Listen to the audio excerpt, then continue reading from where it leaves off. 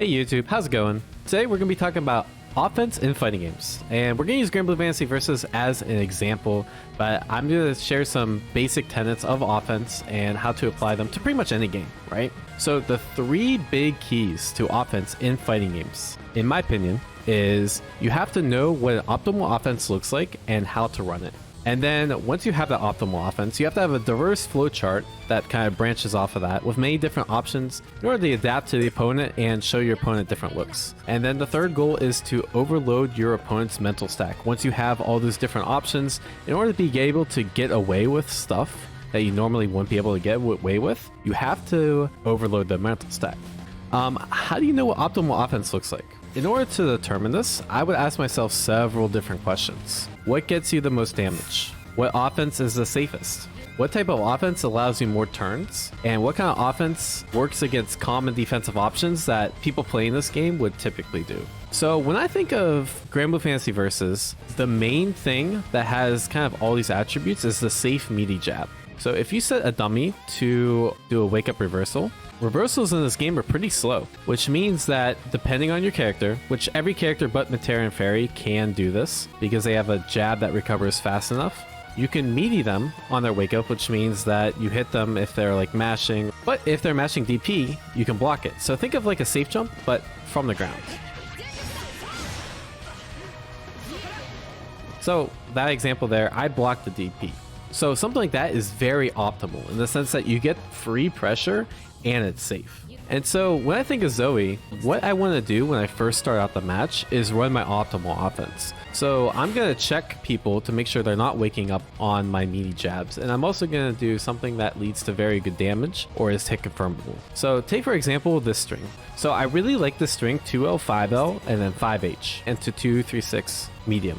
And what this does is, one, it's hit confirmable, and two, it frame traps, and three, depending on the type of hit you get a ton of damage. And it lets you maintain pressure. So it's really good, it's really optimal, and when I'm first playing a new opponent, this is going to be one of the first things I test someone with. So I'll put them on random blocks. So you see there, I hit confirmed, I got a full combo off the crouch light.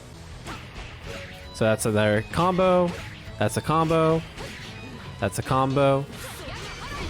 If they block, I'd go into stand heavy. And the cool thing about stand heavy is that this string here, 5 heavy into 366M, that's plus. That's super plus. I can literally like go up for a jab. I can go up for a throw. But on hit, they literally just die. It's so much damage. So something like this is what I consider to be optimal. So think of that when you're trying to make your own block strings. And that should be one of the first things you go to when you're playing your opponent. A couple of other things I'd say, throws are really risky. So if your opponent is, most opponents are, they try to jab a lot, they try to get out of pressure, don't throw. I mean, you could just keep checking them with frame traps, keep checking them with safe jabs. Don't default to throw, they're very risky. Use EX. Honestly, like a lot of people don't burn their EXs, especially if you're in the corner. You know, you could do something like this. I can burn my EX to get pressure. Same thing with Gran. You know, you have EX Fireball. Use it in the corner. Don't be afraid to get your turn back. You know, as opposed to doing something like this, you kind of end your turn. But if you do EX Fireball, you can either run up or you get a hit confirm. People I think are a little too afraid to use their EXs sometimes. And the other thing is just make sure you use your auto combo smartly, right? One of my biggest pet peeves is, one, you shouldn't go into auto combo because auto combos are minus and crouch lights and stuff are plus. Auto combos also prorate, so that's a thing too. But the other thing I have a problem with people doing auto combo is I think if you are going to do auto combo, you should try to make it a frame trap. And what I mean by that is a lot of characters, if they go into like 2 hit into their EX special, it frame traps because the second hit of auto combo has less hit stun, but the third hit of auto combo is a lot more block stun, and it's a true block string.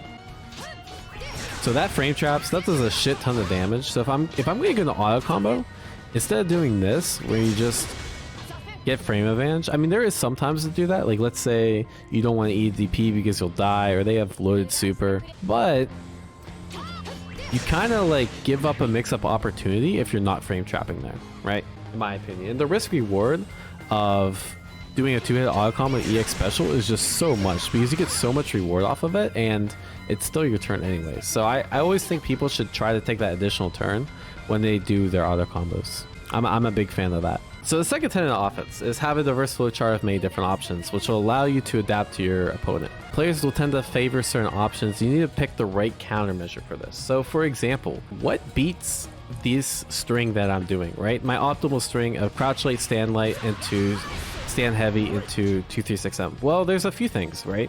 Just block it all. And I just waste Dragon Meter. It's not the worst situation, and sometimes if I know you're gonna block, you know, I might as well just do it anyways because I get to run up and get pressure. There is some other things you can do though. After the stand heavy into this, you can actually poke me out. So not something common because it is hard to react to. But take for example, I do this, I get hit out. And so it's your goal when you're running your optimal offense, and how I recommend you build your flowchart is you determine, okay, people are beating me in this way. They're either mashing DP, or in this case, they're hitting me out. So what can I do to beat that? Well, I have a few options, right? I can go into EX Rekka, they die. If I'm close enough, universal overhead, and that frame traps, right? I can go into 236L, that's a true block string. I can do something like that.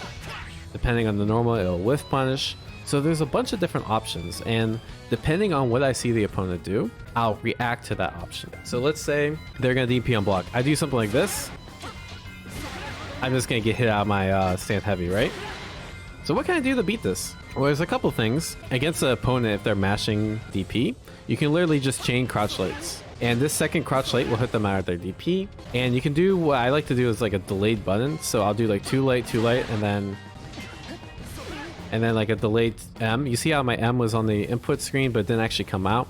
You can do like those delayed slaggers to beat a reversal DP. The other thing you can do, just go into auto combo, that's all true block string, get pushed out, and then you can punish the DP, right? The other way I would customize my flowchart is based on the common options that your opponent would pick. So chat, for example, if your opponent is doing either a delayed throw tech or the immediate mash, how would you beat that? They're either just delay throw teching or immediate mashing. I think the best thing to do is just frame trap. And so if you frame trap for the immediate button, you'll beat that, and then the delay Tekken won't get caught. Or they'll mistime it and you'll end up counter hitting them anyway. So you're not really trying to bait anything out here. You shouldn't be going for throw. Throw is probably one of the worst things you could do if someone's just mashing or delay teching. What you should be doing is just continuing to frame trap. So what if people are switching between jump out and DP? What do? Every time you get this Gran in the corner, he either wakes up with a DP or he wakes up with a jump.